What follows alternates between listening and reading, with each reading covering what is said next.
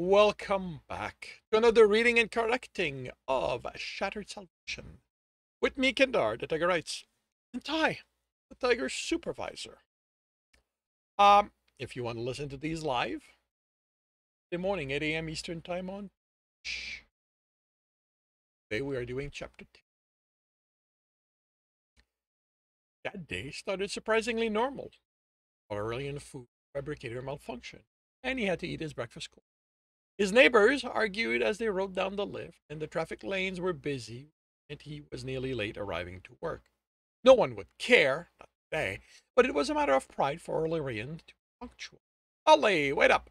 Someone called as he exited his hover. Cutting it close, Jeff, he answered, waiting for him to catch up before heading for the statistical analyst grinned. Couldn't sleep, so kept getting up. So getting up was hard. The day's finally here. Illyrian returned the smile. I know. All those years of work are finally going to pay off. Hey, Annie! Geoffrey greeted the guard as he entered. The universe changing today. The guard waved back, then stared ahead. What are you doing until it all starts? Geoffrey called the lift. What are you doing until it all starts? Geoffrey called the lift. Actually.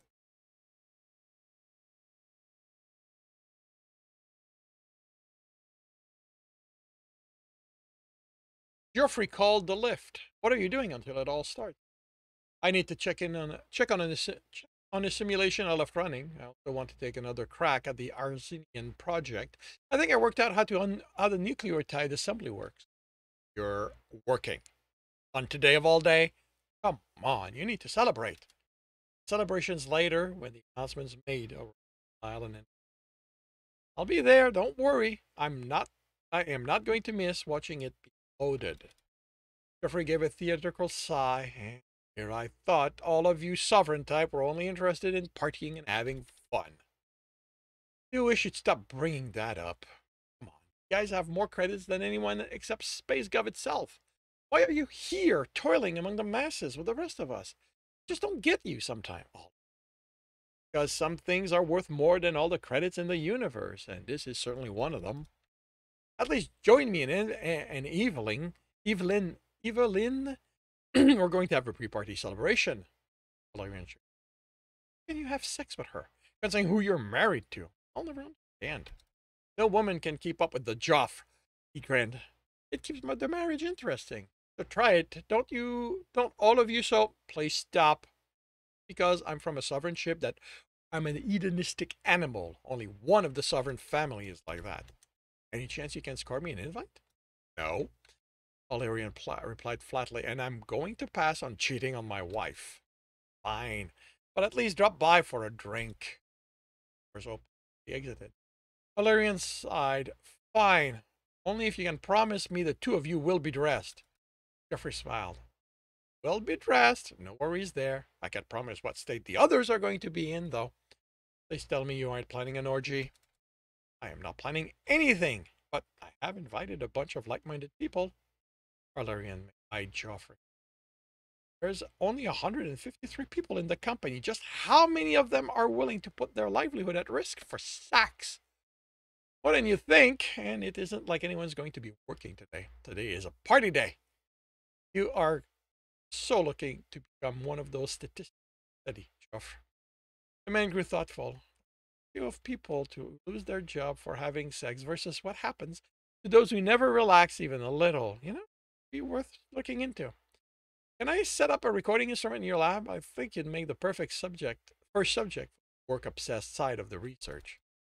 You have fun, Illyrian said as they returned to his lab. I won't tell Brian what you're up to if I run into him. I have work to take.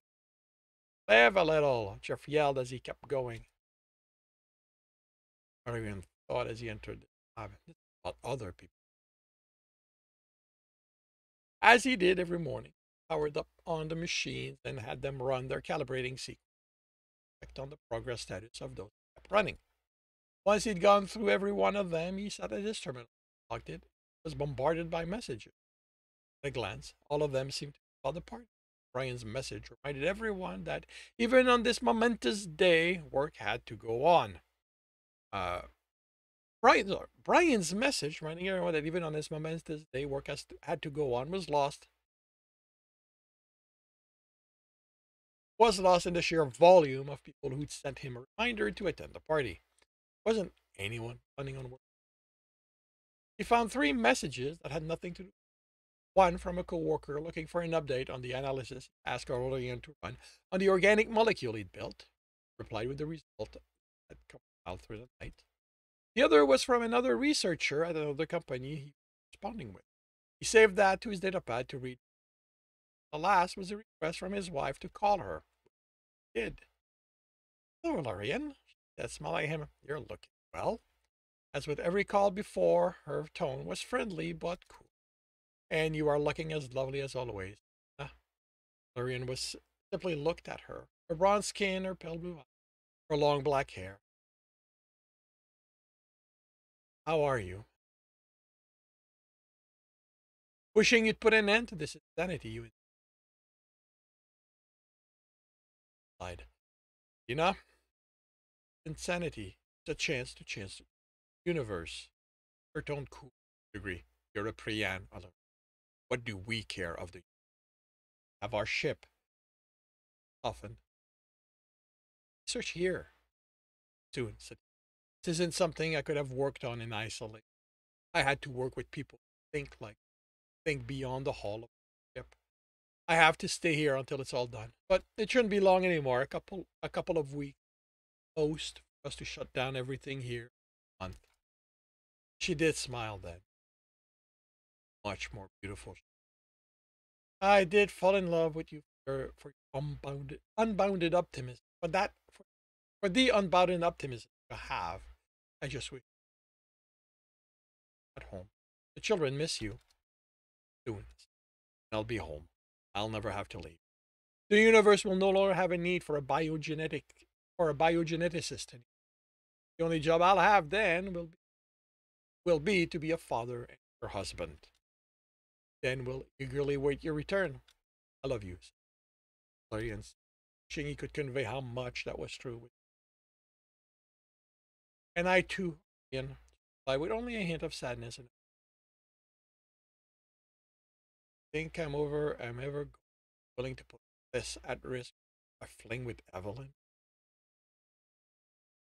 Thinking about Satina, holding her, spending time with his children and granddaughter, 2 or 3, but dropped the result, and all thought laughed.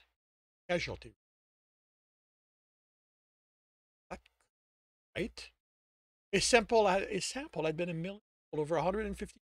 At worst, he'd expected 1% to die, and that was simply because he thought they were death so catastrophic that salvation couldn't do it. Couldn't have anything left to replace. Like someone flying into a star or falling into a vat of molten. For everyone to die, the problem had to be with how he programmed the simulation. Maybe he'd made a mistake. Salvation. He brought up the simulation, found salvation. It's correct. He checked the communication log. It's possible that an infection at random population sample came in that had thrown off the simulation. Anomalies in data transfer. The only way to check that was to rerun the simulation. So he ran it. Not wanting it to take all day, he checked the mainframe for any unused processes he could borrow and found so many of them. Suspected Joff had been right, and one but him was. He limited it to a quarter of them. He wanted to be able to see what happened. Kept his attention on how the subjects were affected. The group was a randomized sampling. The planetary census Tremolian takes at over 70 million. His sample was diverse. It even included a handful of aliens. Within days of being infected, all instances of health-related problems stopped. Visit to hospital and clinics ended. Each time one of the subject was injured, the name flashed in red. Tally went up. If someone became sick, the name flashed green, and died, the name went out. Over the first year, name flashed on and off in red, went up close to 1 million. No name flashed in green even once. Sickness had been eradicated. One person. He paused the simulation and brought up that person. A woman Talia Durain, supervisor at the Tralic power plant. The plant had been sabotaged by protesters to save the universe. The antimatter drained the life of the universe. Up the The explosion vaporized the complex as well as half of Tristelic City. It's just under 3 million dead. Simulations. But then only Talia had been in the sample. They weren't tallied. Being vaporized would make it difficult for salvation. On pause. The injury tally kept climbing, speeding up so that by the end of the 4th year, it hit 1 billion. People realized they were almost impossible to kill. They took less and less care. Safe. Duff brought up that concern, but the consensus was that as the novelty wore off, people went back to living normally, and that included taking the usual precautions. After all, not dying from an injury didn't mean you didn't feel the pain from it. In those 4 years, 5 people died, each in an incident that didn't leave a body for salvation repair. Year 5 passed with no death. Year 6 saw 1, 7, 2, 8, none. Year 10 brought 3, which was a statistical anomaly, but year 10 had 10 deaths. 1,100, 12, 6,000. He sat stunned as the death toll went up faster and faster until the simulation ended halfway through year 15. Casualty 100. He shook himself. Brought up the cause of death, a variety of health failure. That was impossible. Salvation was supposed to keep that from happening. He brought up random DNA strand to see what happened to them. They were ripped apart. That couldn't. He set up 6 simulations to run concurrently using every one of the processes available. He gave each different starting pool, not from Bramolian 6, but starting each on a starting pool, not from Bramolian 6, but starting on a different planet, but starting each on a different planet. He watched as the pattern followed the first simulation. Sickness, a rise in injuries, a fall back to the norm, the occasional death, and then mass death. Simulation started on Gradovic, lasted the longest. Here, each DNA strand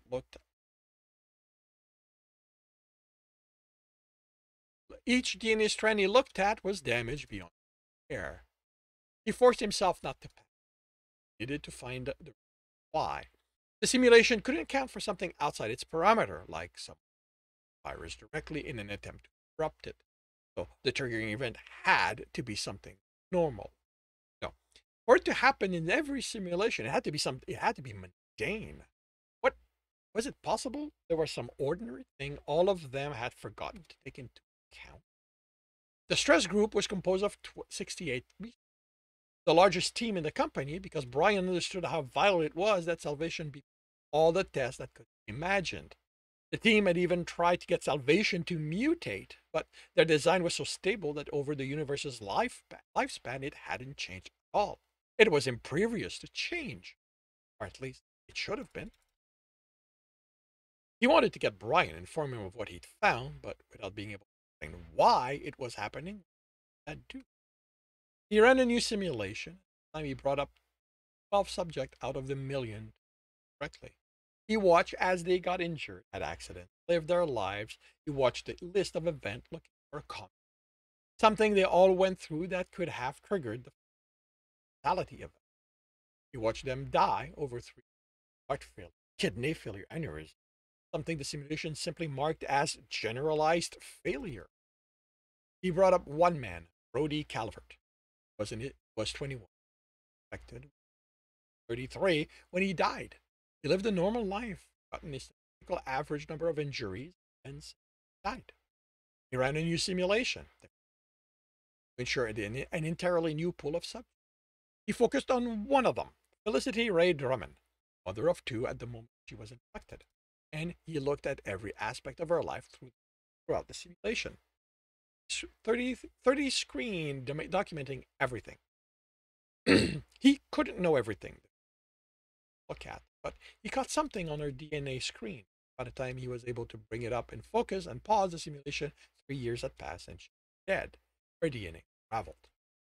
But now he had all that information to look at. He rewound the simulation, let it play, looking only at the DNA screen. He watched as salvation attached itself, became part of it. Immediately, it began making errors. Felicity had been in her 50s. Within days, her body behaved as if it had undergone a 30-year rejuvenation treatment. Salvation detected injuries, but the body to. Within minutes, anything minor was dealt with. Within hours, everything was dealt with. There was a change in DNA. He paused the simulation, turned back to that moment, found the altered strand. The other screens were triggering for a trigger, but there was nothing. She was 63 by then. It was the middle of the night, sleeping. REM cycle, her diet was normal. There hadn't been any sexual encounter that day. Random. He moved the simulation forward one day. Jane was. He looked at the year she'd been infected with salvation. He let the simulation run its course, watch as more and more changes happened on the. None of them corrected. On year 14, she died of pulmonary failure. Hadn't salvation fixed those changes? It knew what the baseline was. It was the first thing it did. So it should bring everything back to that when a mutation. It looked at. He looked at the mess, the DNA. How at salvation allowed that to happen? He rewound the simulation and watched it go. When that first change made, marked the start of the process, whatever it is. He watched more changes appear today. The system didn't give any reason for them. As the simulation was concerned, they were normal. The change marked the mutation registered in all staggered brain to. He went back and watched. Change had happened. And marked it as a mutation, and salvation fixed it, but not the baseline. To the damaged version it had been before it mutated. Arian tried to. The only way that could happen if salvation thought the damaged strand was the baseline, but that was impossible. Salvation couldn't change what the baseline was, or rather, it shouldn't. 10 of Shattered Salvation. If you are enjoying this, please like. If you want to know when the next one's going to be, subscribe and hit the bell. Story, as well as the other in the series, they are available retail. If you want to support me, that is on my Patreon. You can read basically. If you want to listen to these live, it's every Tuesday morning, 8 a.m. Eastern Time on Twitch. The links are in the note. And for that, I wish you a good day.